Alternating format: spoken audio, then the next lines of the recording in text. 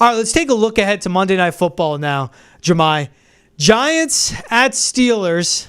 Daniel Jones on his last life of a starting quarterback, it seems, but he will be starting for the Giants against a Steelers team that gets a second breath and a second chance of life, where the defense is great and Russell Wilson looked good in his first start. They're 5-2. What do you think of this matchup between the Giants and the Steelers? Well, Daniel Jones may not be winning on the field, but he certainly is winning off of it, if you catch my drift. This man is doing big things. But I think these are two teams going in the opposite direction. You're talking about a 2-5 Giants team and a 5-2 Pittsburgh team who has two quarterbacks.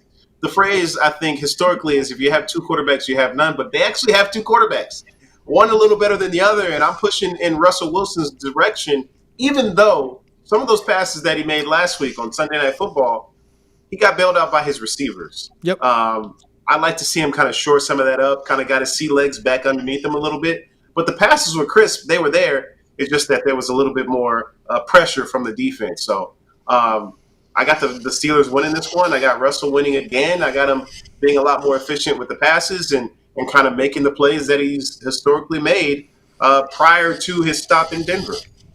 Yeah, I think with this Danny Dimes, like we've seen Brian Dable basically come out short of saying like my quarterback stinks, and if we can't throw the ball downfield, have explosive plays, like the offense can't work. Malik Neighbors saying go watch a film, I'm open, and he was. Daniel Jones on his last life, and with Russell Wilson, the surge we've seen in his play, part of the game, which I respect, is him just throw up a jump ball to George Pickens, who's a great athlete, and watch him come down with it. And credit also to Mike Tomlin for sticking with him. Like, he made the change. Everyone said he's crazy. The Steelers were 4-2. But that's Mike Tomlin being one of the best head coaches in the NFL. That's when you chalk it up of they know something I don't. They're smarter than me. You'd expect most head coaches and GM in the NFL. And the first two drives for Russell Wilson Sunday Night Football was opposite of pretty. But the rest of the game, when he got his legs back under him and started playing, I mean, he looked phenomenal. But also with how good the Steelers defense is. They're 8th in yards per play, 2nd in yards per rush allowed. They have a great pass rush in TJ Watt and Nick Herbig on the edges. And this Giants offense, offensive line, running game, it's okay. But the Steelers defense is elite. And you add that with how this Giants defense has struggled in certain facets of the game, especially against quarterbacks and good passers. I think this is a Steelers game for them to steal. It's big that they're at home. I just think the Steelers for this one, it's comfortable. I don't expect this to be that exciting of a game. I think it'll be a blowout. I mean, the Giants' last two games, they've lost 17-7, 28-3. To me, this has Steelers like 27-6 written all over it, where it's handily for them just because this Giants offense is going to be so bad. Yeah, I was trying to think about some variations of how I could see this final score going. And I feel like this may be even more of a breakout offensively for the Steelers. Yeah. And there may be even a defensive score in this one. So I like them scoring maybe 31 points. Ooh. I think 31-10 is something that, is ringing in my head. Maybe if not, then maybe 24-10. But I think somewhere around there. But who knows? Maybe this is the game that Daniel Jones gets it together.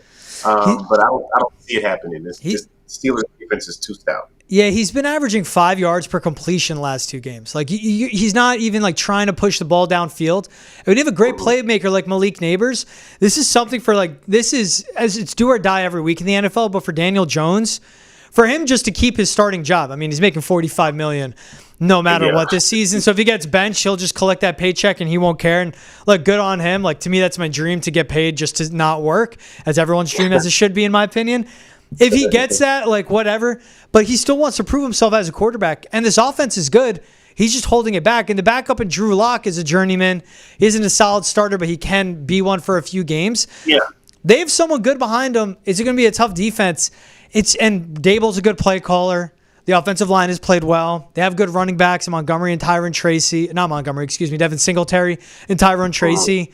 Great receiver, Malik Neighbors. Everything's right around him, but he can't do it.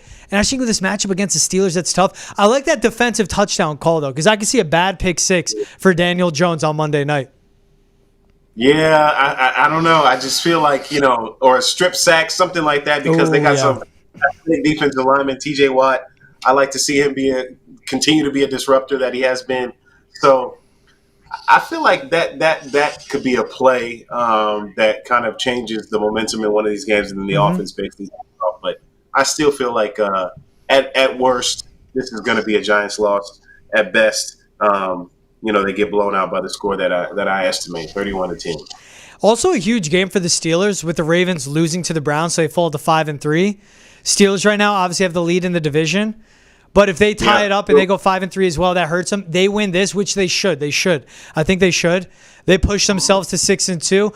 All of a sudden, that lead in a very competitive, tough division. But as the Bengals fall off and the Ravens get a rare L as they've been rolling, which stunted their 5-game winning streak, this was what makes it even more significant, even more important for the Steelers to play well. Yeah, man. It's any given Sunday, like we said. Who called that? If you're putting together an NFL parlay, like you're bagging that one, Ravens over the Browns in Cleveland as a W for Baltimore. So very surprising. I mean, even though they still had a chance. They're late. Time was not on their side. They didn't have any more timeouts when they were driving.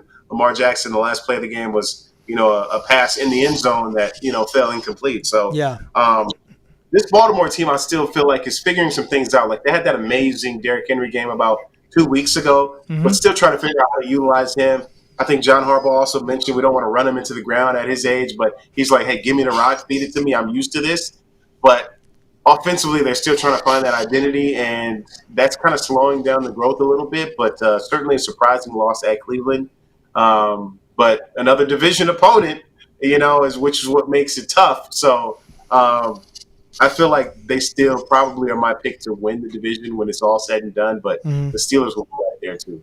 Right, that's what you can't go wrong with either team. This Steelers team is definitely surprising people. Think about them preseason, like they go out and get Russell Wilson, who again was paid just to leave Denver, so he's still getting his $85 million from them. They trade for Justin Fields, who's on a prove-it deal. They have these two quarterbacks where they have options, and Justin Fields gets them off to a 4-2 start, and Mike Tomlin, where it was questioned. The rare time you could question him is when he said, well, it's going to be Russell. If he's healthy, we're going to give him a shot to earn the job back, and he does. This division is still open, and it's just the Steelers can not shut the door, but give themselves breathing room. And then you know how it'll be. We'll get it later in the year. It'll be a Steelers-Ravens matchup. One team can be rolling. The other one team can be struggling, and there'll be an upset on either side. It's so competitive. But when they can get themselves breathing room, when they can create a lead like the Steelers can with the win over the Giants, that's where you just think a Mike Tomlin team, they show up ready to go every time. They know what's at hand. And as I always like to say, just can you be professional? You just need to get the job done.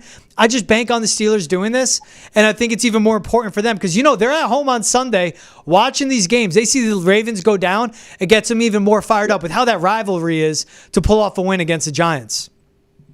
Yeah, definitely. So I expect fireworks. I expect them to come out, blazing in that contest against the Giants team that they can just, put their foot on their necks and keep them down. But it's also, Monday Night Football is huge. You know what I mean? People really get up for the games, and they're certainly going to enjoy that. And we'll see where it takes us.